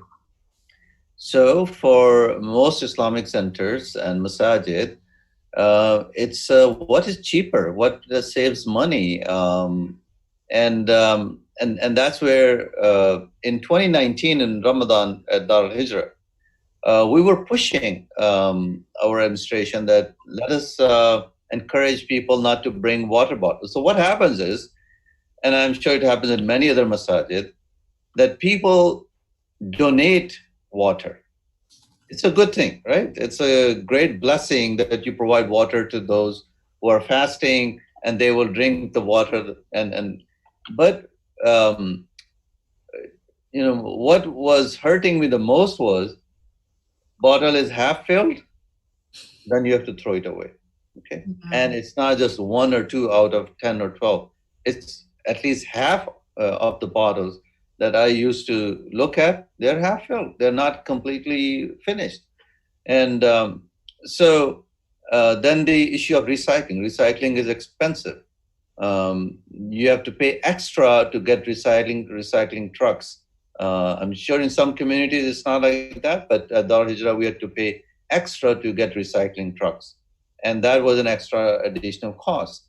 So that is one area that most communities, people understand that we have a role to play in saving environment, but when it comes to, a styrofoam plate is much cheaper than a solid paper plate. It's a fact. So are there, and this is where maybe Nana and Corey, and we can all, inshallah, in future, Ramadan 2021, I was just writing a note for myself. We create a Ramadan pledge for 2021, right? A Ramadan pledge, and we ask Islamic centers and places of worship to sign this pledge. And then we provide them, we'll have to do a lot of work, to cheaper resources on how to get paper plates, paper products, so that they can serve food in those. And at the same time, what are the cheaper ways of serving water? So one thought that I had was, instead of these small bottles, well, how about we bring in those gallons of water? So in each saf, you put those, and you tell people, take these small little water cups. And I was joking to some people, why do you have to put water bottle in front of you? If you get thirsty, take some steps, get some exercise, go and drink water from the water fountain. So, right. And so that's very helpful, because I want to find out, because what I do in my daily work is I show policymakers how they save money by being environmentally friendly. Good. So if the masjid boards in our presentations, we tell them, hey, this is how you can save money. We could make, reusable cups for water or coffee imprinted with the logo of the masjid, and you can sell them for 50 cents or $1. You would sell so many during a Jummah alone. Forget it. It would be part of your income stream. It would be environmentally friendly. It will be reusable. It will give you a sense of pride. People will take it into their work, and people will see them drinking out of a cup that shows their faith. I mean, something like that. I also talk a lot about energy efficiency, because a lot of businesses and houses of worship are resistant to the idea of making their buildings more green through energy efficiency. And if you look at the environmental emissions, the majority of emissions are attributed to the energy usage of building. So it's a bigger cost up front, but once you invest in it, if I can show you the economic benefit that you're going to get in a savings on your utility bills, I bet you anything like masjids would be more excited to join in, because if within one billing cycle they can start to see payback periods, which are very short, I think they would sign on. So it's more cost effective to be more environmentally friendly. I think it's interesting. Maybe we haven't made that point as clear as we could. But thank you for your answer. Okay, this is my cup, coffee cup. So I'd like to share something real quick. There was I was trying to encourage people at Masjid Muhammad to not use single-use plastics. So what I did, I made a little display that talked about the damage of single-use plastics. But I also sold reusable sporks, right? And this was right next to the place where they were getting their plastic plate to get something after the Eid prayer. So I was like, you could use this reusable spork. every day for the rest of your life. You can use it today and you can use it tomorrow and the next day. You could bring it to work, and it had a little case. And so standing right there next to where they were going to pick up their disposable single-use plates and cutlery and cups, I had this opportunity. I presented this opportunity, and we sold out. People were interested. So, and that shows, just that little effort shows, the people in the management at the mosque that, the community is interested in being green, and they will actually pay for it. So. That's great. I know we are approaching our last portion of our segment where all of you three sisters will get a few minutes to give your final comments for today's program. But if I can ask Amreen to, while in your final comments, also answer this. I'm worried about this when I saw one of your slides, that temperatures are going to rise about 4 degrees, right, in the coming years. But you also said that AC and refrigeration is the largest culprit, one of the. So higher temperatures, more AC usage. Where are we colliding? Where are we going? Yes, thank you for raising that topic. That's exactly why AC and refrigeration have been noted by Project Drawdown as the most massive contributor and also the biggest solution to climate change. So the coolants and refrigerants that appear in air conditioning and refrigeration, and my father is actually on this call, and he is a retired air conditioning engineer who helped me found my business. So he was a huge part of helping me start this and be a part of this. So the refrigerant that's used in your air conditioner at your masjid or in your home, it's called hydrofluorocarbons, HFC. Hydrofluorocarbons are a short-lived climate pollutant. What that means is that carbon dioxide, which is the thing you hear about most environmentalists talk about, stays in the Earth's atmosphere for hundreds of years, about 500 years. Hydrofluorocarbons stay in the Earth. They have a half-life of 10 to 15 years. And so, but what happens is their effect, and they have a much higher impact on the atmosphere. They are hundreds or even thousands of times more potent than carbon dioxide. And even though they live in the Earth's atmosphere for a shorter period of time, they do a greater amount of damage. And so that's why the Montreal Protocol is actually, the countries took a decision in Rwanda in 2016 to ban the use of hydrofluorocarbons.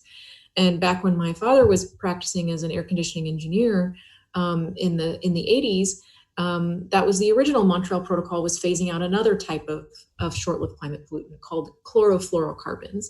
And for those of you who are of that generation, you'll remember people banning hairspray cans because they were used in that production. So when you cut out short-lived climate pollutants and specifically hydrofluorocarbons, you can take out a 0.5 degree of warming from the Earth's atmosphere. That's 0.5 degrees Celsius. So you're on a track for a 4 degree Celsius world. You can take it down to 3.5 just by changing the coolant that you use in your air conditioner. And you can double that. You can get to 1 degree if you increase the energy efficiency of your air conditioning unit.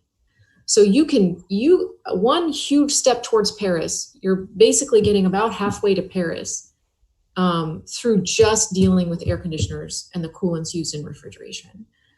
So what Imam Naeem is pointing out is that global warming, there are many countries, Saudi Arabia, Pakistan, that have so many heat deaths they have longer and hotter summers due to climate change. The heat intensity and their ability to deal with and power those air conditioners is going down. And the amount of middle-class purchasers who can buy air conditioners is going way up, which means that air conditioning is going to increase exponentially, because now we're in a situation where you have to rely on it to stay alive. And believe it or not, this is happening in the United States too. During Hurricane Katrina, there were families that were trapped in their homes and died because they couldn't run their air conditioner. They died from heat, not from the flood itself. So, the link between those two things is so drastic. So since we know we have to increase air conditioning because global warming is increasing, we have to deal with the toxic chemicals that we're using. We have to find a greener way and a more sustainable use of energy.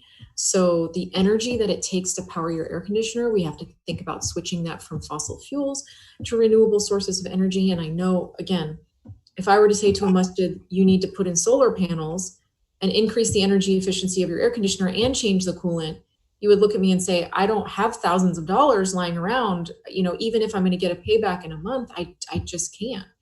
So there are many different strategies we come up with on a national and local way for countries it's called fast start implementation of those strategies.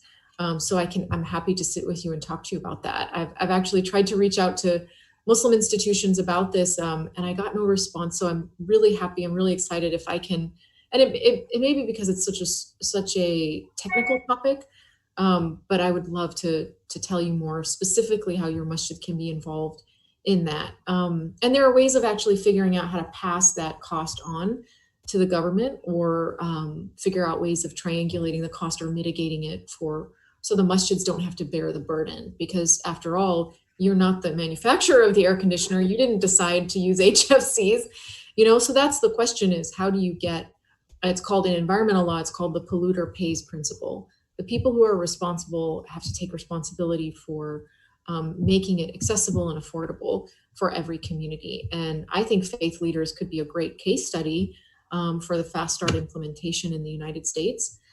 So that is something that maybe Sister Nana and I could work on in making them like a living lab, for these cities that have already taken their climate pledges and carbon neutral pledges and renewable energy pledges. Like, hey, why don't you start, by patronizing the faith communities? Because the truth is, the faith communities that mobilized in Paris were a huge part of getting the climate agreement. The Pope's encyclical was a tipping point for public opinion to turn in favor of it. It was a huge part of influencing the negotiations. So hopefully that answered your question. It's a complicated question. I also wanted to tell you, because you were interested in slow living, that SLOW stands for sustainable, local, organic, and whole. And so trying to figure out how to reduce impact by supporting and relying on your own local community, whether it's making sure your money is in a local bank that is African American owned, like the one in DC, or something that is dealing with local farmers, to get your food sources when you are hosting an event at the masjid. Those are ways we can also think about. Great. Am I allowed to ask a question or add something to this? Sure. That's my dad. My name is we are honored. If you tell the community that raising in the summer, raising the temperature by 1 degree on your thermostat is going to make a lot of difference in the usage of energy, changing your filters on a regular basis in the buildings is going to make a lot of difference. It is going to help the environment, and recycle the filters. It's just simple things. You were talking about slow and what individuals can do. The body does not need 65 degree temperature just because you have it. Try 72 degrees on your thermostat in a building. You would be surprised. And it also saves money. Tell that to the community. Give it a shot, even in your homes. That's all I wanted to add. Thank you, Khalisa. So what is the ideal home temperature in summer? 73, 74, 72, 72 under extreme conditions. But you have to remember, it's a machine. Yeah. When it's 100 degrees outside, there's only so much a machine can do. So, leave it at 72. Your body will adapt to it, but the environment will not. Your body will handle that 72 degree temperature. SubhanAllah. Saves money and it saves lives. And that is what we need to remember. I know my industry added to this a lot, but then we became very aware of how bad things were affecting the environment back in the 70s. And my industry was working on it. We had unlimited meetings and conferences about that. And we wrote a lot of information about how to protect the environment and stop doing what we were doing. Some of it worked, some of it. That's all I have to say. Go ahead. I'm sorry. I'm listening. I'm fascinated. Thank you. So last comments, Sister Corey, Nana, Breen. I'll go first. First. So my only comment, and I want to make this brief, is it's something that I learned from archery. So in archery, what is it that you don't do? I'm a She's a superwoman. I get into everything. She's a superwoman. Well, anyway, so with archery, so you aim, right? And then you let go.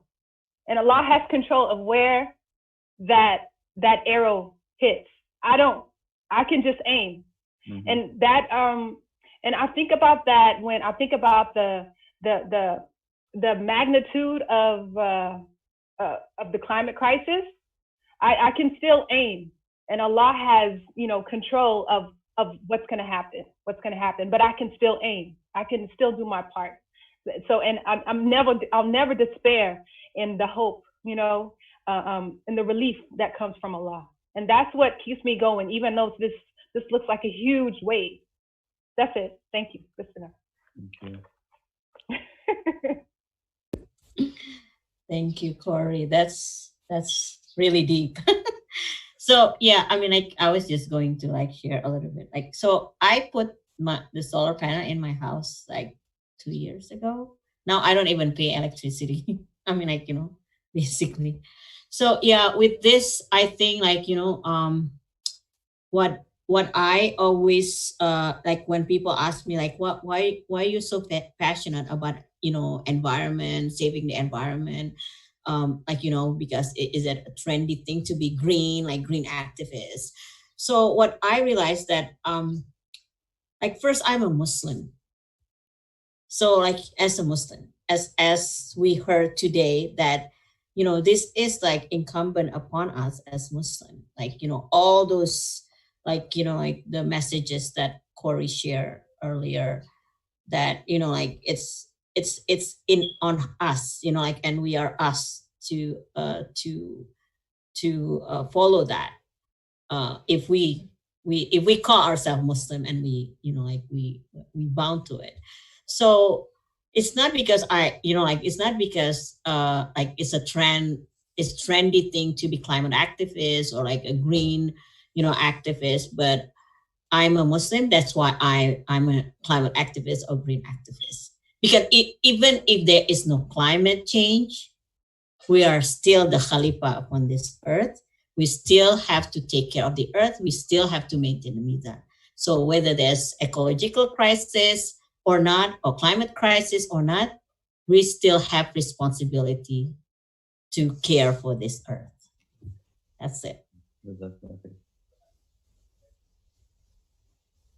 Amreen? I feel like I already offered my closing thoughts. I love that. I love the archery point. I love I'm a Muslim, and that's why I am, an environmentalist or a climate activist. It's so joined in your ethos and how you live. And I think there's another question there that Mohammed had posted. When you look in our community, specifically, environmental justice and issues don't seem to be a popular topic. Why do you think that's the case? And I think that might be because people don't see it as part of their Muslim identity. So inshallah, with all your help, that will change. I think the main concept I want to emphasize and bring out again, that when you look at the verses in the Quran that talk about women and the earth, they both give me this one picture. And that picture is that which gives us life is the most revered thing to Allah. Women give us life. The earth is actually the source of life. You can't breathe without air. You can't live without water or food. And so I think that's why so much of the Quran speaks to me in terms of, what Allah wants us to protect, what He commands us to do in our daily life to protect those two things. And so to me, this is the ultimate advocacy, to be worthy of God's command. And inshallah, I pray that I can continue to do that. Great, thank you very much. And one thing that I forgot to say to Nana, thank you for using Malcolm X's picture for moral leadership, mashallah. We definitely need that kind of leadership in this country today. And Muhammad, it's all yours. Allah bless you. Good night. Russell Simmons would do that, that's never mind. So I want to thank all of you all for coming out. They always say behind every great activist are great mentors, so shout outs to our teacher, Brother Khalid, coming and sharing some of his wisdom as well.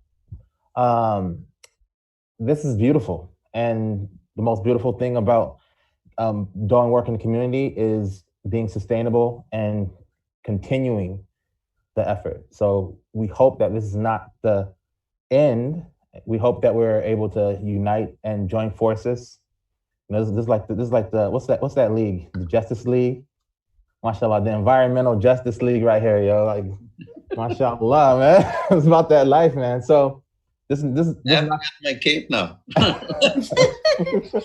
This is not a bib, by the way. I want to let y'all know. This is not. Okay. This is a mask. My beard catches the food, so I don't need this. I don't need a bib. Okay, I want to put that out there. Now, with that being said, I want pass it back to Imam Naeem to close out with the dua, and I want to thank you all for this amazing lecture and the content you gave. May Allah bless us all, inshallah. Jazakallahu khair.